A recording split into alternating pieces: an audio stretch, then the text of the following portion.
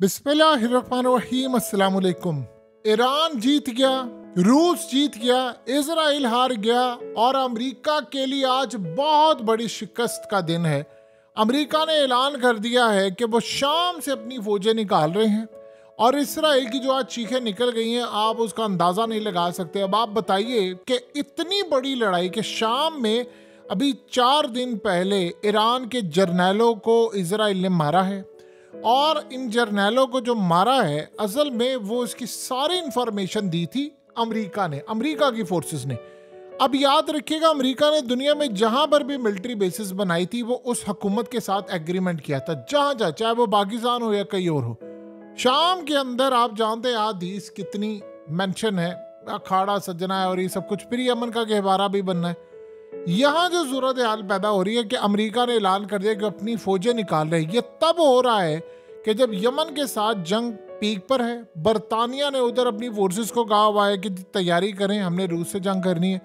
उधर इसराइल को बड़ा फायदा था अमेरिका की यहाँ से बेस का, लेकिन चूंकि अब सूरत हाल ये है कि ईरान और उसके अलावा जितनी फोर्सेस है वो शाम में अमेरिका पर बहुत बड़ा हमला कर रही हैं और कुछ बहुत बड़े हमलों की तैयारी है और वहाँ पर अमेरिका मैनेज करने में नाकाम रहा है। तो उसने प्लान ये किया है कि वो यहाँ से निकले। अब उसने करना क्या उसके बाद, ये आज आप सोचिए इतनी बड़ी जीत हुई है कि इसके यहाँ से निकलने के बाद सबसे बड़ी जो जीत हुई है वो ये हुई है कि रशिया और ईरान ये असल में इतनी बड़ी ताकत अब यहाँ पर बन जाएंगे, इतनी बड़ी ताकत बन जाएंगे कि अब डायरेक्टली लड़ाई होगी, अब सही मायनों में लड़ाई होगी इसराइल की, और ये लड़ाई उसकी होने जा रही है रूस के साथ। यानी सही मायने में अब आपको जो लड़ाई नजर आएगी उसकी वजह ये है, अमेरिका जब यहाँ से निकलेगा तो रशिया ने एग्रीमेंट किया हुआ है बशार अल असद के साथ। आपको पता है कि रूस ने उसकी हुकूमत बचाई थी। यहाँ से अब रशिया पूरी तरह ऑपरेट करेगा, ईरान करेगा। अब याद रखिएगा पहले अमेरिका जबरदस्ती आया था, एग्रीमेंट नहीं किया हुआ। अमेरिका यहाँ से तेल भी चोरी कर रहा है, दहशतगर्दी भी कर रहा है। अमेरिका ने काम ये किया कि यहाँ से दाइश क्रिएट की। अब उसने प्लान ये करना है कि दाइश को यहाँ पर उसने इस्तेमाल करना है रूस के खिलाफ, ईरान के खिलाफ, उसे तुर्की के खिलाफ इस्तेमाल करना है और उस दाइश से असल में अब उसे लड़ाई करनी। क्योंकि देखिए कोई भी हमला होता है शाम में उसके ऊपर इतने हमले हो रहे हैं, इतने हमले हो रहे हैं, ईरान कर रहा है, इराक से हो रहे हैं और हर जगह से, और ताबड़तोड़ हमले हो रहे हैं। और पिछले दिनों तो 20-20, 25-25 मिसाइल मारे गए और वो कह रहे हैं कि उनकी फौज ने वहां से लड़ने से इनकार कर दिया। अब ये शाम से जा रहे हैं, शाम में अब रूस बहुत तगड़ा हो जाएगा। अब जब याद रखिएगा इसराइल यहाँ पर हमला करेगा, जब उसकी फोर्सेस आएंगी तो उसकी अब डायरेक्टली लड़ाई किसके साथ होगी? रूस के साथ होगी, क्योंकि रूस ने अब काम ये करना है कि मजीद फौजें यहाँ पर लेकर आनी है और उसने यहाँ पर पूरी तरह डिफेंस सिस्टम, तमाम चीजें सब करना है। चाइना ने अब यहाँ पर अपना पूरा पैसा लगाना है कि शाम को बिल्ड करना है। याद रखिएगा गोलान हाइट्स हो या सब कुछ हो, शाम का जो इलाका है वो रूस के मामलात को तो आप पीछे कर दे। इजराइल कहता है ये हमारा है, जिस तरह वो फलस्तीन को कहते हैं वो कहता है शाम भी हमारा है। तो शाम को उसने छोड़ना नहीं है। वैसे तो उसने कैप्चर कर लिया होना था, लेकिन अब जो सूरत हाल पैदा हुई है वो दाइश असल में छोड़कर जाएगा और दाइश के जाने के बाद वो प्लान ये करेगा अमेरिका के फौज के ऊपर, तो उसके हमले बहुत ज़्यादा हो रहे हैं। वो मैनेज नहीं कर रहा क्योंकि इराक ने कह दिया है अमेरिका को कि अपनी फौजें यहाँ से निकालो। तो सारे वहां से निकलने के बाद जितने हमले हैं वो शाम में होंगे और वो बर्दाश्त नहीं कर सकता। ऑलरेडी वो नाकाम हो रहा है क्योंकि रूस वहां पर है। तो फिर यहाँ पर सूरत हाल ये पैदा हो रही है कि अमेरिका जब यहाँ से निकल रहा है तो निकलने के बाद अब अमेरिका मैनेज है, क्योंकि इन सब ने अमेरिका को छोड़ना नहीं था और इसके मिलिट्री बेस सब कुछ उड़ा कर रख देना था, जिसको अमेरिका मैनेज नहीं कर पा रहा। तो यहाँ से जब वो शाम से निकलेंगे तो उसके बाद वो दाइश छोड़कर जाएगा और दाइश से वो लड़ाई करेंगे रूस के खिलाफ, ईरान के खिलाफ। अब यहाँ पर जब इसराइल के जेट आएंगे तो आप देखिएगा S-400 हो या बाकी हो, वो सारे इनको तबाह करने की कोशिश करेंगे। अब वो लम्हा आ चुका है कि जब इसराइल की और रूस की डायरेक्ट अब यहाँ पर लड़ाई होगी। देखिए रूस ने ठेका, समझ ले ठेका ले लिया शाम का। अब अगर वो कहेगा जी मैंने फलाना करना है, ये करना है, तो फिर इस सारे मामले पर इनके लिए तबाही होगी। दूसरा सबसे बड़ी बात यह है कि आपको पता है कि अमेरिका काम ये करता था कि कुर्दों को इस्तेमाल करता था और कुर्दों को तुर्की के खिलाफ इस्तेमाल करता था। यानी कुर्द जो थे वो शाम के अंदर थे, उनको इस्तेमाल करता था तुर्की के खिलाफ और कहता था जी मैंने कुर्दों को रखा हुआ है, वो दाइश के खिलाफ है। दाइश भी अमेरिका की पैदा करती थी, कुर्दों को भी वो सपोर्ट करते थे। अब इस सारी सूरत हाल में सबसे पहले अमेरिका ने यहाँ पर दाइश को करना है बहुत ज़्यादा मजबूत, जिसके बाद उसने कोशिश करना है कि ईरान और रशिया का जो इन्फ्लुएंस है वो इतना ख़त्म किया जाए, जिसके बाद सबसे बड़ा मसला होगा। अब इसराइल को सबसे बड़ा झटका ये लगने वाला है कि इसराइल को यहाँ पर अब कोई सपोर्ट हासिल नहीं होगी, और जब वो यहाँ से निकलेगा उसके बाद अमेरिका की सूरत हाल इतनी ज़्यादा ख़तरनाक हो जाएगी मिडिल ईस्ट के अंदर कि पावर वैक्यूम होगा। अब अमेरिका आप सोचे वो हर जगह से ऐसा निकलता जा रहा है, क्योंकि उसने इसराइल को कहा, उसने आज ही असल में पैगाम दिया है इसराइल को कि भाई मैं इस जंग में तुम्हारे साथ नहीं आना चाहता। ऑलरेडी उसकी इतनी तबाही हो रही है, बर्बादी हो रही है, तो वो यहाँ से निकल रहा है। अब यहाँ पर रूस के लिए इतना बड़ा मौका है कि वो अमेरिका और इसराइल को पिछाड़ दे। देखिए अल्टीमेटली याद रखिएगा, जो असल जंग होनी है आने वाले वक्त के अंदर वो ईरान इसराइल की नहीं होनी, ये बात आप समझ लीजिएगा।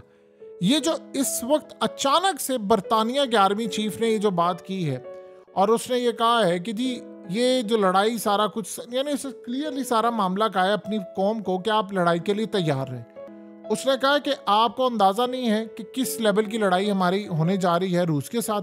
तो जब उसने ये बात की है कि अपनी कौम को कि हर बंदा मिलिट्री ट्रेनिंग ले, ये तमाम हथियार रखे, चीज़ें रखे, तो इसका क्या मतलब है? इसका ये मतलब है कि लड़ाई होने जा रही है और बड़ी खतरनाक लड़ाई होने वाली है।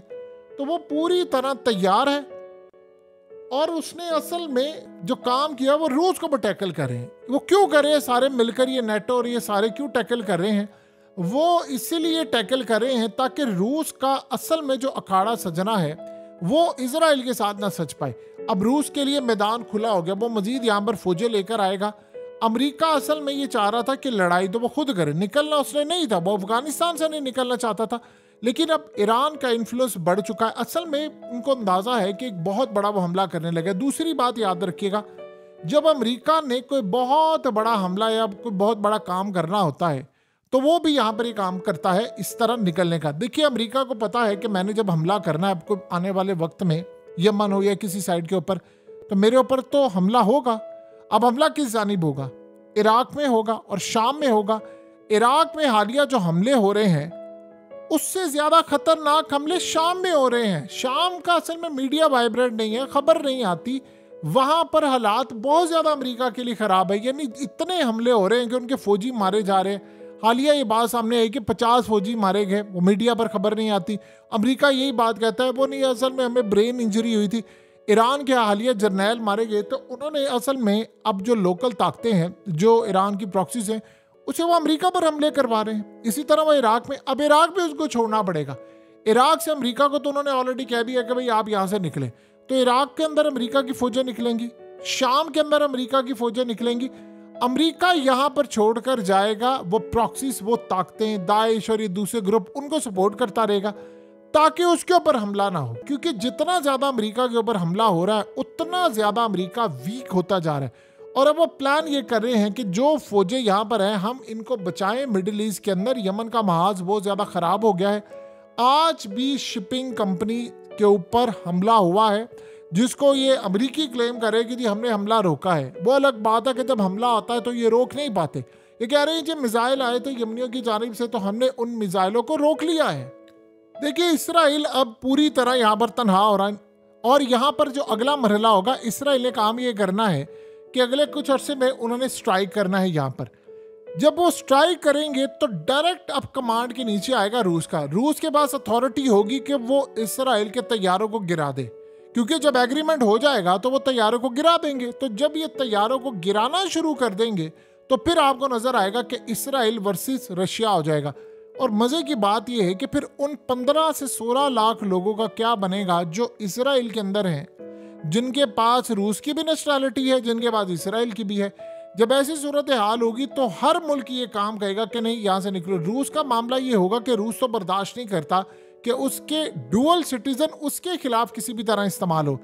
अब ये जो इसराइल की आर्मी में बहुत सारे जो लोग हैं उनके पास रशिया की नेशनैलिटी है, डुअल नेशनैलिटी भी है, तो वो लड़े हैं ना अभी तक। किसी के पास फ्रांस के, किसी और मुल्क के अंदर आप दिखा दें कि ऐसा कोई मामला होता है।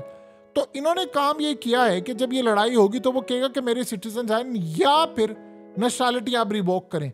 अब इसराइल का मामला ये है कि इसराइल के अंदर जो लड़ाई चल रही है उसमें फ्यूचर के हवाले से लोग बड़े बददिल हो गए हैं। यानी आप अंदाज़ा कर ले कि इजराइल की जो तकरीबन 12 से 14% आबादी है वो PTSD बीमारी का शिकार हो चुकी है, पोस्ट ट्रॉमेटिक स्ट्रेस डिसऑर्डर का शिकार हो चुकी है। उनको खौफ होता है, मिसाइल आ रहे हैं, चीज़ें आ रही हैं और वो इतनी बुरी तरह तबाह हो रहे हैं कि जिसका अंदाज़ा नहीं लगा सकती। तो वो जाहिर सी बात है चूज़ करेंगे रशिया को, क्योंकि रशिया से वो यहाँ पर आए थे। इसराइल पुरअमन था, लेकिन उनको पता है कि मैदान यहाँ पर सज चुका है, जंग है, और अगर ये सारा मामला हो गया तो हम किधर जाएंगे। तो कल को ये बड़ा एक रोल होगा, क्योंकि हलफ उन्होंने उठाया हुआ है नेशनैलिटी के वक्त कि आप बरतानिया के मामलात हों या वर्ल्ड के मामलात हों, इजराइल के हों, अमेरिका के हों, किसी भी तरह के हो, रूस के खिलाफ आप नहीं जा सकते, रूस के नेशनल इंटरेस्ट के खिलाफ नहीं जा सकते। और इसी तरह इसराइल ने भी उनसे हलफ उठाया हुआ है। तो जब दो ममालिक आमने सामने आ जाएंगे तो बताइए फिर क्या सूरत हाल होगी। शाम के अंदर इसराइल इस वक्त नाकाम हुआ है। देखिए, पहले बशारुल असद की हुकूमत गिरानी थी, पुतिन फौजें लेकर आया, वो बच गई और आज तक बची रही। अब अमेरिका यहाँ से जा रहा है। जब अमेरिका जा रहा है तो इसराइल के लिए बड़ी तबाहकुन सूरत हाल है। अमेरिका के अंदर जो एक ताकतवर हल्का है वो भी तो ये चाह रहा है ना कि जंग खत्म हो किसी तरह, क्योंकि लड़ाई बढ़ती जा रही है। अब ये लड़ाई का कोई सर पैर ही नहीं है कि ये कहीं जाकर रुकने वाली है, और हर गुजरता दिन पूरी दुनिया में एक बड़ी लड़ाई सामने आ रही है। यहाँ पर रूस एक काम करेगा जो बड़ा अहम काम होगा। वो ये चाहेगा कि शाम को अब सुकून वाला मामला कैसे बनाया जाए। वो ये कोशिश करेगा कि यहाँ पर कुर्दों के कुछ मामला तय कर दिए जाएं अर्दोगान के साथ, और अर्दोगान के साथ कुछ ऐसे मामला तय कर दिए जाएं कि जिससे चीज़ें बेहतर हो जाएं। अब ये किस तरह होगा? ये इस तरह होगा कि वो मामला तय करने के लिए, देखिए, तुर्की आता है, हमला करता है कुर्दों पर, वो चला जाता है। जब यहाँ पर ईरान रह जाएगा, रूस रह जाएगा और तुर्की रह जाएगा, तो तीनों के आपस में बड़े अच्छे ताल्लुकात हैं, तो तीनों अपने मामला मैनेज करेंगे। वैसे वो अलग बात है कि आज तुर्की की पार्लियामेंट ने स्वीडन को अप्रूवल दे दी है। स्वीडन वो मुल्क है जहाँ पर हालिया कुरान मजीद की बेहुरमती की जा रही थी, नाउज़ बिल्लाह, माअज़ल्लाह जलाया जा रहा था, ये सारी सूरत हाल आपको पता है। तो आज तुर्की ने अप्रूवल दे दी है कि इस मुल्क को शामिल किया जाए नेटो के अंदर, यानी इसकी पार्लियामेंट में। अर्दोगान को ये बात बड़ी अच्छी तरह समझना पड़ेगी कि विकेट के दोनों जानिब ज़्यादा देर तक आप खेल नहीं सकते। यानी आप इधर भी हैं, आप उधर भी हैं, आप उम्मत मुस्लिमा के चैंपियन भी हैं और साथ साथ आप इसराइल के भी साथ हैं, साथ साथ उनके साथ भी मामला तय हैं, और साथ साथ आप नेटो के भी साथ हैं। वो नेटो जो रूस के खिलाफ जंग भी कर रही है, वो जो मुसलमानों के खिलाफ एक बड़ा खेल भी खेल रहे हैं, और साथ साथ फिर आप ये दोनों जानिब ये मामला नहीं चलेगा। अब तक देख लेना, इस सारी लड़ाई के अंदर सिवाय बातों के अर्दोगान ने कुछ नहीं किया। यानी बात ये थी हम जी ये कर लेंगे, जाने कुर्बान कर देंगे, वो जी फलाना ये वो, और जब लड़ाई की बारी आई तो कह रहे हैं कि सारे मिलकर लड़े। तो जब अज़रबैजान का मामला था तो तब आप गए थे, इसी तरह के पैगाम लेकर गए थे, आपने तो सीधे ड्रोन से दिए। अब देना आप उनको ड्रोन, अब क्यों नहीं दे रहे? क्योंकि अब खतरा ये है कि अगर ये हुआ तो नेटो के अंदर से आप निकल जाएंगे। बल्कि ये इसके बाद रूस के साथ मामला तो जैसे भी हो, ये चाह क्या रहा है? तुर्की ये चाह रहा है कि मुझे यूरोपीय यूनियन में शामिल कर लिया जाए, यानी यूरोप के हिस्सों में, ताकि वो वीज़ा, नेशनैलिटी, इन्वेस्टमेंट, टूरिज्म, वो सारा कुछ आसमान पर जाए, उसकी इकोनॉमी बेहतर हो। तो अर्दोगान को ये बात बड़ी अच्छी तरह समझनी है कि लोग बड़े बेजार है वहाँ से।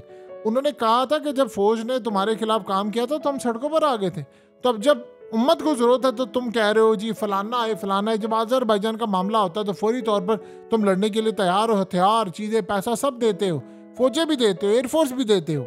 देखिए, शाम के मुतल्लिक जहाँ तक आप समझ लें कि शाम के मुतल्लिक इसने बहुत बड़ा मैदानी जंग बनना है। अमेरिका यहाँ से निकल रहा है, और अमेरिका कहीं से निकल कर जाता है तो वो वहाँ पर बहुत बुरे असरात छोड़ कर जाता है। लेकिन अगर रूस ने और ईरान ने यहाँ से कर लिया काबू किसी तरह, तो बस आप ये समझ लें कि इसराइल के लिए वो तबाहकुन सूरत हाल होगी कि ये वक्त भी आ जाएगा कि रूस की हुकूमत को गो हेड दे देगा, यानी बशारुल असद की जानिब से गो हेड मिल जाएगा कि भाई आप इसराइल से लड़कर गोलान हाइट्स वापस लें और ये फलाना ले और ये चीज़ें ले। जब ये मामला हो जाएगा तो बस समझ लें इसराइल और रूस की फौजें आमने सामने हो जाएंगी। बहरहाल रूस ने अपने आप को मनवा लिया है हर जगह पर, यहाँ भी, आगे भी, पीछे भी, और करते करते सूरत हाल ये है कि जिस थाली के अंदर बैठ कर ये खा रहे थे कि जी हम ये करेंगे, आज वो सारे का सारा खाना ख़त्म हो चुका है। अमेरिका को यहाँ से निकलना है, अमेरिका यहाँ से अपनी इज्जत बचाकर निकल रहा है कि मैं यहाँ से निकलूँ, वो लड़ने के काबिल ही नहीं है। लड़ाई के काबिल जब आप रहते नहीं हो, आपकी ताकत खत्म हो रही है, तो आप सुकड़ते जाते हो। तो अमेरिका की सूरत हाल है, बड़ी बादशाहत कर ली अमेरिका ने, बड़ा काम कर लिया, हुकूमतें गिरा ली, जिस मुल्क में चाहते हैं जाते हैं, हुकूमत गिरा देते हैं, जहां इनके बाप का जोर चलता है। तो करते करते अब ये सूरत हाल तो एक वक्त में आनी थी ना कि शाम के मामलात में उनके हाथ से निकल गए, और करते करते आज अमेरिका यहां से खुद जा रहा है।